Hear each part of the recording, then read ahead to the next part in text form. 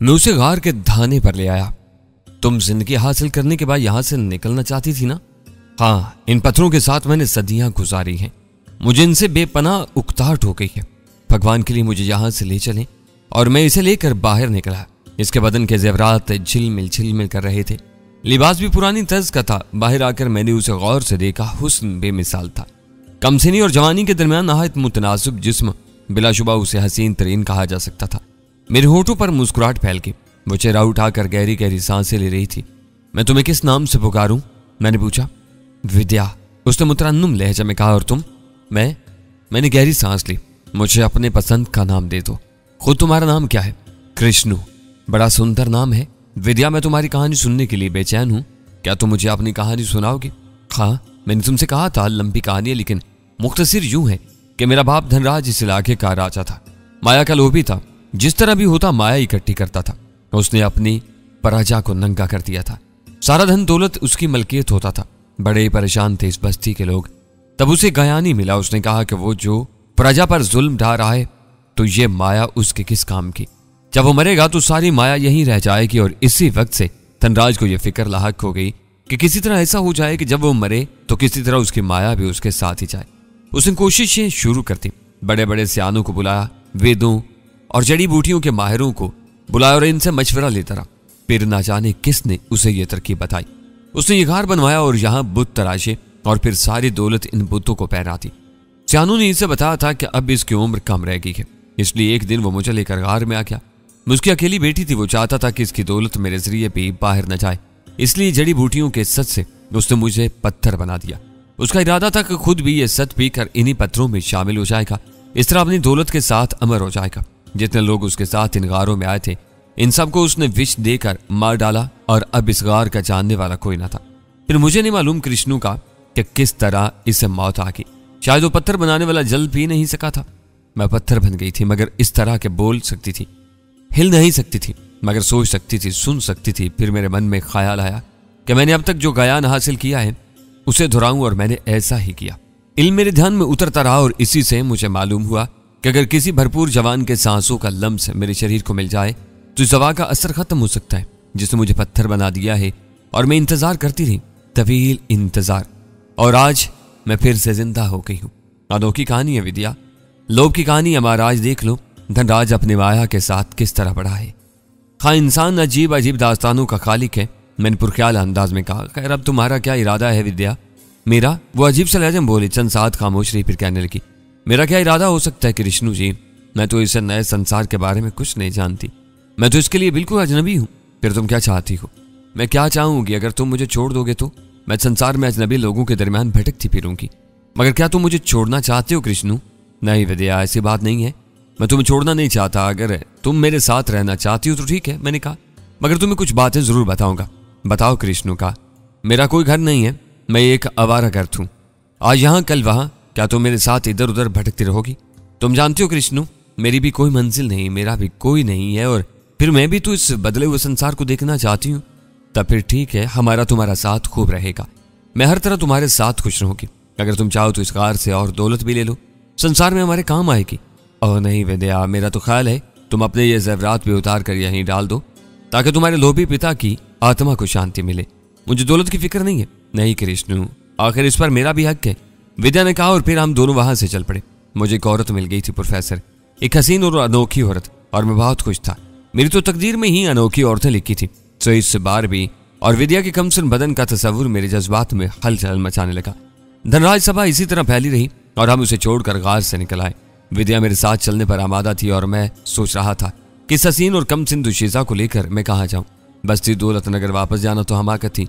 वहां के लोग मेरे साथ सलूक तो बहुत अच्छा करेंगे। और फिर वहां प्रभु दयाल और रुक्मणी भी थे। दोनों मेरे बेहद ममनून थे और अपनी पुरमुसर्रत जिंदगी का कारण मुझे समझते थे। चुनाचे वहां आओभगत तो खूब होगी, लेकिन न जाने क्यों अब वहां जाने को दिल नहीं चाहता था। मैंने फैसला किया और फिर हसीन विद्या को लेकर चल पड़ा।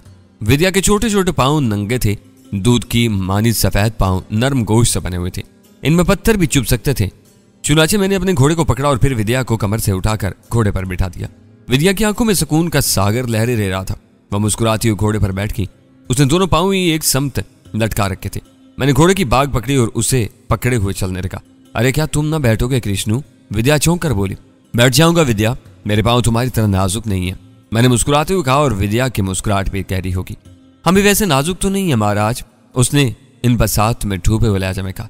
अच्छा, बहुत मजबूत हो तुम, तो और क्या, अगर मजबूत ना होते तो सदियों तक खड़े कैसे रहते, हमारे पाँव दुख न जाते। अरे हाँ, ये बात तो ठीक है, मैंने उसकी दलील पर गौर करते हुए कहा। लेकिन विद्या, इस वक्त तो तुम पत्थर की थी, मन तो पत्थर का ना था महाराज। सच जानो इस समय को कैसे बिताया है हमने, वैसे मन रो लेता था। पत्थर के इन बुतों को देखते देखते हमारी आंखें पत्थर की थी, लेकिन ऐसे नीर बहाती थी जैसे सावन भादों। हम सोचते थे भगवान ने हमें जन्म ही क्यों दिया था, क्या पत्थर बनाने के लिए? हमारी हालत बनाने वाला हमारा पिता था और हम ना सुनी जाने वाली आवाज में अपने पिता को पुकारते थे। हम इससे कहते थे कि दौलत का लोभी तू तो था, हमें इस जंजाल में फंसा दिया। हमने तो तेरी दौलत नहीं मांगी थी, पर हमें जवाब कौन देता? सच कह रही हो विद्या, बड़ा दिल घबराता होगा इन घारों में। हे भगवान, हम क्या कहें। बहरहाल अब तो तुम पत्थरों से निकल आई हो, अब तो खुश हो ना? मैंने मुस्कुराते हुए पूछा। हम बहुत खुश हैं महाराज, क्या बताए तुम्हें, विद्या ने आंखें बंद करके कहा, और इस रूप में वो कुछ और हसीन होगी। बस मैं उसे पाकर बहुत खुश था प्रोफेसर, उसका अनोखापन मेरे लिए कोई हैसियत नहीं रखता था। मुमकिन है कोई आम इंसान उसे पूरे तौर पर इसके लिए कबूल न कर पाता तो पत्थर से इंसान बनी थी और इसका बाप एक जादूगर था। लेकिन मेरी बात दूसरी थी, मैं आम इंसान तो था नहीं, इसलिए मुझे विद्या के अनोखेपन से कोई वहशत नहीं हो सकती थी। लेकिन अब चंद सवाल मेरे ज़हन में थे, मैं इसे कहाँ ले जाऊं, और ये सवाल मैंने विद्या से कर दिया। हम चलें कहाँ विद्या? मैं क्या जानूं महाराज, उसने मासूमियत से कहा। कुछ तो कहो, मैंने तवील सांस लेकर कहा। हम कुछ नहीं कहेंगे, आपने हमें पत्थर से मंच बनाया, अब तो हम आपके हैं। जंगल में रखेंगे, जंगल में रह लेंगे, बस्ती में ले जाएंगे, बस्ती में रहेंगे, ये चिंता तो आप करें। तब ठीक है, मैं तो सोच रहा था कि तुम्हारे दिल में फौरन किसी आबादी में चलने की ख्वाहिश न हो। हमारे मन में तो अब तुम्हारे सिवा कुछ नहीं है महाराज, हमें हर वो जगह पसंद है जहाँ तुम हो, उसने जवाब दिया। तब ठीक है, चलते रहते हैं, जहाँ रात हो जाए कि बसर कर लेंगे। अब किस बात की फिक्र है? मैंने कहा। तो फिर घोड़े पर आ जाइए महाराज, विद्या ने कहा। हसीन लड़की को मेरा बहुत ख्याल था, मैंने मुस्कुराकर उसकी तरफ देखा और फिर घोड़े पर सवार हो गया। विद्या को मैंने आगे बिठा लिया था और फिर घोड़े को उसकी मर्जी पर छोड़ दिया, जहां भी ले जाए। घोड़ा सर पर तोड़ने लगा। काफी फासला तय हो गया। विद्या खामोश बैठी थी, मेरे सीने से वो ऐसे चिमटी हुई थी जैसे बरसों के बाद इंसानी लम्स ने उसे बेखुद कर दिया हो। मैंने भी उसे सोचों में खोए रहने दिया और कोई बात न की, लेकिन इस खामोशी से विद्या ही उकता गई थी। कृष्ण महाराज, उसने आवाज दी। क्या बात है विद्या? मैंने पूछा। कुछ बातें करूं महाराज, तुमने अपने बारे में तो बताया नहीं। अपने बारे में तुम्हें क्या बताऊं विद्या? मैंने गहरी सांस लेकर कहा। क्यों महाराज? उसने भोलपन से पूछा। या तो तुम्हारी समझ में नहीं आएगा या तुम इसे झूठ समझोगी। नहीं महाराज, हमारी ऐसी मजाल है कि आपकी बात झूठ समझे, आप हमें अपने बारे में बताएं। बस तो फिर यूं समझो, जिस तरह तुम सदियों से पत्थर बनी धनराज सभा में खड़ी थी, इसी तरह मैं सदियों से इंसान के रूप में रोए जमीन पर भटक रहा हूं। मेरे लिए मौत नहीं है और मैं हर दौर का चश्मदीद गवाह हूं। मैंने सदियों का गरूर देखा है, सदियों की तबाही देखी है, न जाने क्या क्या देखा है मैंने, जिसे मैं खुद भी सोचने बैठूं तो रब न दे सकूं। मेरे वजूद में उलझ कर तुम्हारा मासूम ज़हन उलझनों के सिवा कुछ न पा सकेगा। विद्या खामोश होगी और मेरे खामोश होने के बाद भी काफी देर तक कुछ नहीं बोली। तो मैंने एक हाथ उसकी ठोड़ी के नीचे रखकर उसका चेहरा अपनी तरफ मोड़ा और उसकी आंखों में झांकने लगा। खामोश क्यों होगी विद्या? हम क्या बोले महाराज, तुमने ठीक ही कहा था कि हमारी समझ में कुछ नहीं आएगा, हम नहीं जानते तुम क्या कह रहे हो। हाँ विद्या, मेरे बारे में जानने की कोशिश मत करो, बस ये बताओ मैं क्या तुम्हें पसंद हूँ? हाँ महाराज, तुम अनोखे हो, बड़े ही सुंदर, बड़े ही मनमोहन। तुम मेरे साथ सिर्फ इसलिए जीवन गुजारोगी मैंने तुम्हें पत्थर से इंसान बनाया, या तुम मेरे साथ खुश भी रहोगे? हम तुम्हारे साथ खुश रहेंगे महाराज, उसने जाते हुए कहा, और मैंने एक हाथ उसकी कमर में डालकर उसे खुद से भींच लिया। औरत का नर्मोगुदाज लम्स मेरी रूह में गुदगुदियां कर रहा था। क्या चीज होती है औरत भी। बहरहाल वो महरूमी दूर हो गई थी जिससे मैं तवील अरसे से दो चार था, लेकिन एक और ख्याल मेरे ज़हन में सर उबारात और यह ख्याल तशवीशनाक था। अचानक ही मुझे लाकी याद आ गई थी, लाके जिसे मनोरमा चुड़ैल ने खत्म कर दिया था। कहीं विद्या भी उसका शिकार ना हो जाए, और इस ख्याल ने मुझे परेशान कर दिया। बहरहाल सफर जारी रहा। शाम होगी और फिर जब हमें एहसास हुआ कि घोड़ा थकन से चूर हो गया है, तो हमने कयाम की ठानी और एक सरसब्ज जगह घोड़े को रोक लिया और उसे चरने के लिए छोड़ दिया। और फिर मैंने विद्या पर अपने ख्याल का इजहार कर दिया। मैं किसी कदर परेशान हूँ। क्यों महाराज? वो चौंक कर बोली। बता दूं, तुम डरोगी तो नहीं? मैंने कहा। नहीं महाराज, डर खौफ का तो हमारे मन में गुजर ही नहीं है। हमने सैकड़ों साल इन खामोश मुजस्मों के साथ गुजारे, जो ना हंसते थे, ना बोलते थे, ना सोच सकते थे, ना देख सकते थे, बस गुमसुम खामोश खड़े रहते थे। शुरू में हमारा दिल खौफ से धड़कता था, लेकिन फिर हम तन्हाई के आदी हो गए। फिर हमारे मन से डर निकल गया और अब हम किसी चीज से नहीं डरते। ओह, ये तो अच्छी बात है। अच्छा, एक बात और बताओ विद्या, मैंने कहा। वो भी पूछ लो महाराज। क्या तुम्हारा जीवन आम मनुष्य का जीवन है? हम समझे नहीं महाराज, उसने उलझे हुए अंदाज में कहा। अगर कोई तुम्हारे प्राण लेना चाहे तो आसानी से ले सकता है, मैं नहीं कह सकती महाराज, मगर आपने ये बात क्यों पूछी? मैं तुम्हें बता देना मुनासिब समझता हूँ विद्या। तुम कह चुकी हो कि अब तुम्हारे दिल में कोई खौफ नहीं है। पिछले दिनों एक जादूगरनी मेरे पीछे पड़ गई थी। मैंने उसे आग में झोंक दिया, लेकिन वो चुड़ैल बन गई और मेरे पीछे लग गई। मेरा तो वो कुछ नहीं बिगाड़ सकती, लेकिन जो लड़की मुझसे मोहब्बत करती है वो उसकी जान लेने के दर पे हो जाती है और उसे मार कर ही दम लेती है। मुझे डर है कि वो तुम्हारी जान लेने पर ही न तुल जाए। मैं विद्या की शक्ल देख रहा था, उसके चेहरे पर भी परेशानी के आसार उभर आए। चंद मिनट वो खामोश रही, फिर एक गहरी सांस लेकर बोली, मैं नहीं कह सकती महाराज कि वो मेरा कुछ बिगाड़ सकती है, ये नहीं, लेकिन मैं तुम्हें बता चुकी हूँ कि मेरे पास भी कुछ ज्ञान है, मेरे पास भी कुछ शक्ति है जिससे मैंने मालूम किया था कि मैं दोबारा इंसान कैसे बन सकती हूँ। ओह हाँ, तुमने बताया तो था, मैंने जो कर कहा। चुड़ैलों के बारे में मुझे सिर्फ एक बात मालूम है। क्या? मैंने दिलचस्पी से पूछा।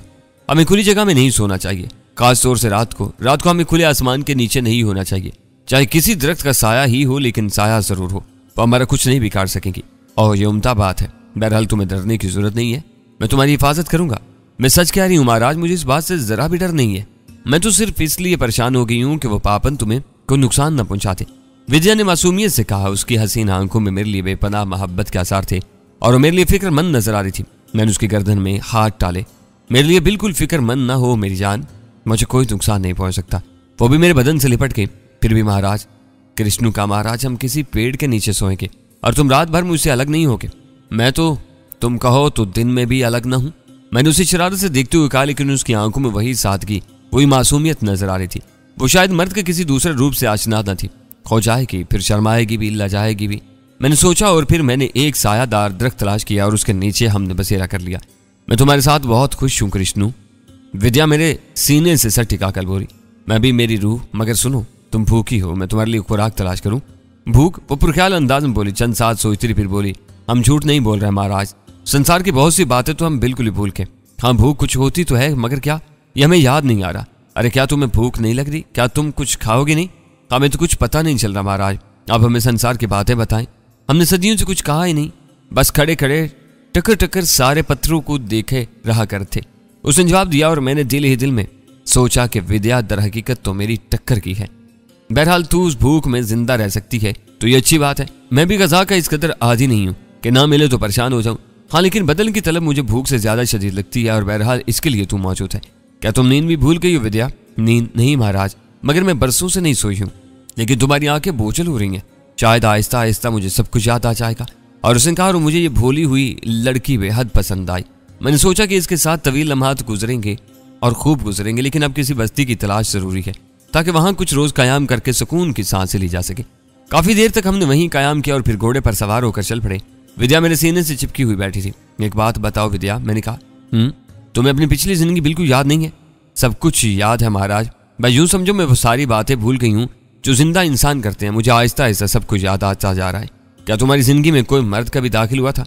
तुम्हारे जैसा नहीं, मेरी उम्र ज्यादा नहीं है महाराज। हाँ, इसका अंदाजा मैं लगा चुका हूँ। तुम एक हसीन औरत हो, किसी बच्चे की माने जो नया नया दुनिया में आया हो, लेकिन फर्क सिर्फ इतना है कि बच्चे का जहन भी छोटा होता है और बदन भी, लेकिन तुम्हारा ना जहन छोटा है ना बदन, जबकि कोई बच्चा इन दोनों बातों से महरूम होता है। तुम भी मुझे एक बात बताओ महाराज, उसने कहा, और मैंने आमादगी जाहिर कर दी। तुम्हारे जीवन में मेरी जैसी लड़की आई है? उसने पूछा और मैं उसकी बात पर मुस्कुरा दिया।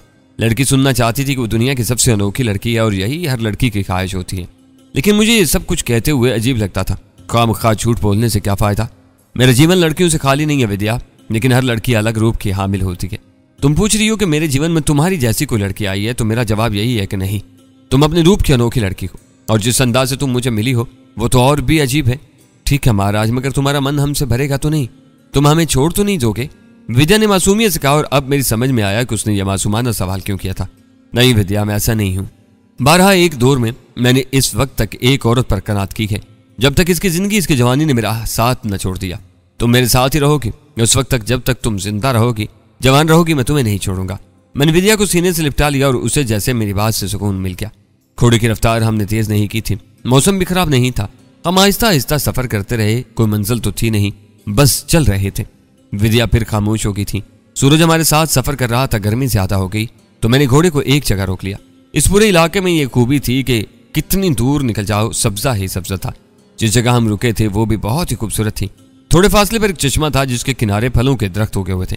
मैंने घोड़े की जीन उतार दी और उसे आजाद छोड़ दिया। घोड़ा चश्मे के नजदीक पहुंच गया। पहले उसने पानी पिया, फिर घास की तरफ बढ़ गया।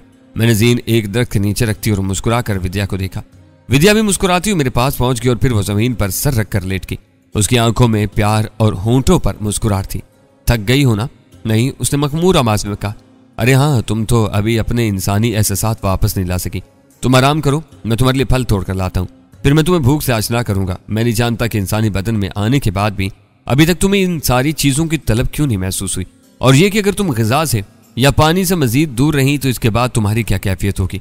मुमकिन है तुम्हारे हुस्न को गहन लग जाए, इसलिए तुम्हें ग़िज़ा का इस्तेमाल शुरू कर देना चाहिए। जैसी तुम्हारी मर्जी प्राणनाथ, विद्या ने जवाब दिया और मैं चश्मे के किनारे दरख्तों के पास पहुंच गया। खूबसूरत रंगीन फल काफी तादाद में लटक रहे थे। मैंने दरख्त को गिरफ्त में लिया और फिर चंद ही झटके दिए थे कि फलों की बारिश शुरू हो गई। इतने फलों की तो जरूरत भी नहीं थी। बहरहाल मैंने फल समेटे और विद्या के नजदीक पहुंच गया और फिर मैंने उसे फल खिलाए। विद्या बड़े मजे से फल खाती रही। फिर मैंने उसे पानी पिलाया। मैं खुद भी उसके साथ शरीक था। वो मेरी औरत थी प्रोफेसर, और मेरे और उसके दरमियान कोई दीवार नहीं थी। चुनाचे अब उसका आराम, उसकी निगहदाश्त की जिम्मेदारी मेरी थी। फल खाने और पानी पीने के बाद वो किस कदर निढाल हो गई और उसने आंखें बंद कर ली। मैं भी उसके नजदीक ही सस्ताने लेट गया था। काफी देर तक वो खामोश रही और फिर मैंने उसकी सांसों में गहराई महसूस की और मेरे होंठों पर मुस्कुराहट फैल गई। ग़िज़ा से आशना होते ही उसे नींद आ गई थी। यह सब कुछ फितरी अमल था। मैंने उसे सोने दिया और खुद दरख्त से टेक लगाकर बैठ गया। बहरहाल मैं उसके बारे में सोच रहा था। विद्या के मिल जाने से मुझे काफी खुशी थी। उम्दा वक्त गुजरेगा, गो मेरे काम के अभी तक कुछ आसार नजर नहीं आते थे, लेकिन विद्या के साथ रहकर मैं अपने काम के लिए जद्दोजहद कर सकता था। कम अज कम एक ऐसी लड़की मिल गई थी जिस पर मनोरमा का जादू नहीं चल सकता था, और उसका तजुर्बा हो चुका था। विद्या अभी तक ठीक ठाक थी। विद्या सोती रही और मैं सोच में डूबा रहा, यहाँ तक कि शाम हो गई। तब विद्या की आंख खुली। वो सादा निगाहों से मुझे देखती रही और फिर एकदम चौंक पड़ी। अरे कृष्णु का क्यों, क्या हुआ विद्या? मैंने मुस्कुराते हुए पूछा। मुझे क्या हुआ था, मैं कहाँ चली गई थी? उसने मुतहय्यराना अंदाज में पूछा। नींद की वादियों में, मैंने मुस्कुराते हुए जवाब दिया। ओह वाकई? वो पुरमुसर्रत लहजे में बोली। हाँ, क्या तुम कोई खुशगवार कैफियत महसूस कर रही हो? बेहद, यूं लग रहा है जैसे कोई बहुत बड़ा बोझ उतर गया हो। मेरे अंदर तो बड़ी तब्दीलियां आती जा रही हैं कृष्णु का। मुझे तो बहुत ही अच्छा लग रहा है, वो मस्त अंदाज में बोली। मुझे खुशी है तुम जिंदगी से भरपूर होती जा रही हो। और इस वक्त तो विद्या ने दरहकीकत जिंदगी से भरपूर होने का सबूत दे दिया। वो पागलों की तरह मुझ पर टूट पड़ी थी, लेकिन मेरा क्या बिगाड़ सकती थी प्रोफेसर? मैं तो फाते हूँ, सिर्फ फाते। और जब उसे अपनी शिकस्त का एहसास हो गया तो उसने शर्माकर मेरे सीने में मुंह छुपा लिया। तुमने मुझे नया जीवन ही नहीं दिया कृष्णु जी, नया संसार भी दिया है। यह संसार इतना सुंदर तो उस समय भी नहीं था जब मेरे पिताजी जिंदा थे। खुद तुम्हारे मन की कोई मनोकामना नहीं है कृष्णु? मेरी आरज़ू। मैंने गहरी सांस ली। हाँ, तुमने मेरे जीवन की सारी आशाएं पूरी कर दी। खुद तुम्हारे मन में भी तो कोई आशा होगी ना? हाँ, मेरे मन में एक आशा है। मैंने गहरी सांस लेकर कहा। क्या महाराज? विद्या ने बड़े प्यार से पूछा। विद्या, मुमकिन है मैंने अपने बारे में तुम्हें जो कुछ बताया था वो तुम्हारी समझ में नहीं आया हो। मैं इस वक्त इसकी तफसील में नहीं जाऊंगा, सिर्फ इतना बताऊंगा कि मैंने दुनिया के बेशुमार अलूम सीखे हैं। मेरी जिंदगी की सबसे बड़ी दिलचस्पी यही है कि मैं ज्यादा से ज्यादा और हर मजहब और सकाफत के अलूम सीखूं। तुम्हारे यहाँ एक इल्म है जिसे तुम लोग जादू कहते हो। मुझे वो इल्म पसंद है, लेकिन अभी तक मैं किसी ऐसे इंसान को नहीं तलाश कर सका जिससे मैं वो इल्म सीख सकूं। तुम जादू सीखना चाहते हो? विद्या ने कहा। हाँ विद्या, यह मेरी सबसे बड़ी आशा है। मैं चाहता हूँ कि हमें कोई ऐसा गयानी मिल जाए, मैंने कहा, और विद्या किसी गहरी सोच में डूब गई। मैंने उसे खामोश पाकर पूछा, क्यों, तुम क्यों परेशान होगी विद्या? मैं कुछ याद करने की कोशिश कर रही हूँ महाराज। क्या? सत्यानंद महाराज रणधीरा के पहाड़ों के दामन में रहते थे। मेरे पिता धनराज एक बार मुझे उनकी सेवा में ले गए थे। सत्यानंद अमर थे, संसार के सारे जादू उन्हें आते थे। विद्या पुरख्याल अंदाज में बोली। मैं उसकी आंखों में देख रहा था। विद्या की बातें मेरे लिए बेहद दिलचस्प थी। जिस शख्स का वो जिक्र कर रही थी, अगर मुझे मिल जाए तो यकीनी तौर पर मेरा काम बन सकता है। विद्या के खामोश होने पर मैं बेचैनी से उसके दोबारा बोलने का इंतजार करने लगा, लेकिन वो मजीद कुछ नहीं बोली। तो मैंने बेचैनी से कहा, तुम मुझे इनके पास ले जा सकती हो विद्या? सत्यानंद जी अमर थे, सदियां बीत चुकी हैं, परंतु मुझे विश्वास है कि वो जिंदा होंगे। हाँ, मैं नहीं कह सकती रणधीरा का क्या हाल है। मुमकिन है इस इलाके का नाम भी बदल गया। हम इन्हें तलाश करेंगे कृष्णु, जरूर तलाश करेंगे। मैं तुमसे कह चुका हूँ कि मेरी सबसे बड़ी मनोकामना है, मैं हर कीमत पर ज्ञान हासिल करना चाहता हूँ। मैं तुम्हारी सहायता करूंगी कृष्णु। मेरे लिए इससे ज्यादा खुशी की बात क्या होगी कि मैं तुम्हारे काम आऊं। तुमने मेरे मन में नई चोट चका दी विद्या। हमारे जीवन में अब एक मकसद पैदा हो गया, मैंने कहा, और फिर न जाने कब तक मैं विद्या के कान खाता रहा। मैं उससे तरह तरह के सवालात कर रहा था और सत्यानंद के बारे में ज्यादा से ज्यादा मालूमात हासिल कर रहा था। और फिर हमने एक और रात इसी जगह गुजारी। हर रात विद्या के मन में नए फूल खिलते थे, वो मुझे ज्यादा से ज्यादा चाहने लगी थी। दूसरे दिन हम चल पड़े और मुझे शिद्दत से किसी आबादी की तलाश होने लगी। तीसरे दिन हमें आबादी के आसार नजर आए और हमारा ख्याल दुरुस्त था। यह कृष्णपुर था, कच्चे पक्के बेशुमार मकानात का शहर। गलियां और बाजार कुशादा थे, सड़कों पर गहमा गहमी थी। हम दोनों मुसाफिरों की हैसियत से इस शहर में दाखिल हुए थे। एक धर्मशाला में कयाम के लिए जगह मिल गई और हमें पति और स्त्री की हैसियत देकर एक कमरा दे दिया गया। मंदिर की तरफ से भोजन मिल गया। जब तक मन चाहे ठहरो, कोई रोक टोक नहीं थी। हम यहाँ ज्यादा देर नहीं रुकेंगे विद्या, मैंने कहा। मैं नहीं समझी मनोहर। विद्या प्यार भरे लहजे में बोली, तो मेरे मन की बात जानती हो विद्या, मैं जल्द अज जल्द सत्यानंद तक पहुंच जाना चाहता हूँ। तुम्हारी मनोकामना अवश्य पूरी होगी कृष्णु का, चिंता मत करो। हम यहाँ रुक कर रणधीरा के बारे में मालूम करेंगे, हमें जरूर पता चल जाएगा। यही मैं चाहता हूँ, मैंने गहरी सांस लेकर कहा। विद्या बहसीत औरत मेरे लिए दिलकश थी, लेकिन बहरहाल मैं अब काम भी भरपूर करना चाहता था। इसमें जितनी दिक्कतें हो रही थी, इतना ही मेरा शौक बढ़ता जा रहा था। विद्या अनोखी थी, इसलिए कि मनोरमा ने मेरा पीछा छोड़ दिया होगा, लेकिन यकीनन विद्या जैसी पूरी सार हस्ती पर उसका जादू नहीं चल सका होगा। इसलिए विद्या जिंदा थी और विद्या की जिंदगी बहरहाल मेरे लिए सुकून बख्श थी। लेकिन अब विद्या ने जो कुछ मुझे बताया था, इसने मेरे दिल में विद्या से दिलचस्पी बढ़ाती थी। अगर मुझे ऐसे किसी आदमी तक पहुंचाने में कामयाब हो गई तो उससे उम्दा बात क्या हो सकती है। विद्या ने भी पूरी तरह मेरी दिलचस्पी महसूस कर ली और वो भी इस सिलसिले में पूरी कोशिश कर रही थी। फिर मैं अपने तौर पर और विद्या अपने तौर पर इस बारे में कोशिश करने लगे। और दूसरे दिन शाम को विद्या ने खुशखबरी सुनाई कृष्णु का। उसने मसरूर लहजे में कहा, क्या बात है विद्या, मैंने पूछा। कुछ काम बना, विद्या बोली। नहीं विद्या, लोग इस तरह इस नाम को जानते हैं जैसे रोजमीन पर इसका वजूद ही ना हो। लोग सही कहते हैं कृष्णु का महाराज, विद्या मुस्कुराती हुई बोली। क्या मतलब? अगर तुम लोगों से पूछो कि सत्या पहाड़ी कहाँ है तो वो फौरन तुम्हें उसके बारे में बता देंगे। सत्या पहाड़ी? मैंने चौंक कर पूछा। हाँ, रणधीरा का नया नाम यही है, हमारे लिए नया, लेकिन यहाँ के लोग पुरखों से यही नाम जानते हैं और सत्यानंद महाराज आज भी इन्हीं पहाड़ों में रहते हैं। ओह, लेकिन वो पहाड़ी यहाँ से कितनी दूर है? बिल्कुल दूर नहीं है, सिर्फ 20 कोस दूर। ओह, क्या ये इत्तेफाक नहीं है विद्या? मैं मसरूर होकर बोला। हाँ, अनोखी बात है कि हम इस जगह निकले, मगर तुम्हें यह बात कैसे मालूम है? बस एक जटाधारी साधु जी मिल गए थे, मैंने उनसे पूछ लिया, वो मुस्कुराए और मुझे यह बात बताई। फिर अब हम कब तक रवाना होंगे विद्या? जब तुम कहो नाथ, विद्या ने जवाब दिया। कल सुबह सुबह हम यहाँ से चलेंगे। विद्या भी मेरी खुशी से खुश थी। उसने मुतहय्यराना अंदाज में बताया कि सत्यानंद महाराज आज भी उसी तरह पूजे जाते हैं, लोगों ने बखूबी जानते हैं, लेकिन हम वहां तनहा नहीं चलेंगे नाथ। आखिर में उसने कहा, क्या मतलब, हमारे साथ कौन जाएगा? किसी न किसी को साथ जरूर ले जाना पड़ेगा, वो पुरख्याल अंदाज में बोली। मैं नहीं समझा विद्या, मैंने उलझे हुए अंदाज में कहा। तुम चिंता मत करो, मैं सब ठीक कर लूंगी। मैं तुम्हें वचन दे चुकी हूँ कि तुम्हें महाराज सत्यानंद से जरूर मिलाओगे। जितने बड़े ज्ञानी, जितने बड़े त्यागी वो हैं, तुम अच्छी तरह जानत हो, इनसे मिलना आसान बात नहीं है, बहुत कुछ करना होगा, विद्या ने कहा। और मैंने गर्दन हिला दी। अगर विद्या सारे काम संभालने के लिए तैयार थी तो फिर मुझे उलझने की क्या जरूरत थी। और फिर विद्या की हसीन आगोश में पहुंचकर मैं सब कुछ भूल गया। दूसरी तो विद्या मुझसे आज्ञा लेकर चली गई और फिर काफी देर के बाद वो वापस आई। उसका चेहरा खुशी से तमतमा रहा था। उसने प्यार भरे अंदाज में मेरी शक्ल देखी और बोली, सब ठीक हो गया कृष्णु, फिर अब क्या इरादा है? बस चलो, विद्या ने कहा और मैं तैयार हो गया। विद्या अपने लिए भी एक घोड़ा ले आई थी। हम दोनों घोड़ों पर सवार होकर चल पड़े और थोड़ी देर के बाद शहर से बाहर निकल आए। विद्या एक मखसूस जगह पहुंच गई। यहाँ एक रथ खड़ा हुआ था जो चारों तरफ से बंद था। रथ में 2 घोड़े जुटे हुए थे, अंदर कोई था। मैंने विद्या से उसके बारे में पूछा। इसमें वही महाराज हैं जो हमारे साथ जाएंगे, विद्या ने गोल मोल से जवाब दिया। मैं नहीं समझा विद्या, मैंने उसे घूरते हुए कहा। कृष्णु का? विद्या इल्तिजा में लहजे में बोली। महाराज सत्यानंद के पास जाने के लिए कुछ कष्ट भोगने पड़ते हैं, कुछ काम करने पड़ते हैं। मैं तुम्हारे कारण वो सारे काम कर रही हूँ, तो मेरे कारण सिर्फ एक काम करो, और वो ये कि मुझसे इन कामों के बारे में कुछ मत पूछो। ये बहुत जरूरी है कृष्णु का, वरना मैं ऐसी बात न करती। ओह, क्या बेवकूफ़ी की बात है विद्या, क्या मेरे लिए ये सब कुछ किया जा रहा है और मुझे ही कुछ बताया नहीं जाएगा? मैंने कहा, हाँ महाराज, ऐसी ही बात है, बस अब आप इस बारे में कुछ ना पूछें, विद्या ने कहा। और मैं उसकी सूरत देखने लगा। क्या हमाकत की है इस बेवकूफ़ लड़की ने। हालांकि उसने एक अजीब जिंदगी गुजारी है, लेकिन इसकी इस उम्र को तो जिंदगी में शामिल ही नहीं किया जा सकता था जो उसने पत्थर की हैसियत से गुजारी है। दूसरी हैसियत में वो सिर्फ एक कमसन लड़की है, लेकिन न जाने क्यों विद्या की बाज बातों से अंदाजा होता था कि वो काफी जान दीदा है और बाज बातों के बारे में बहुत कुछ जानती है।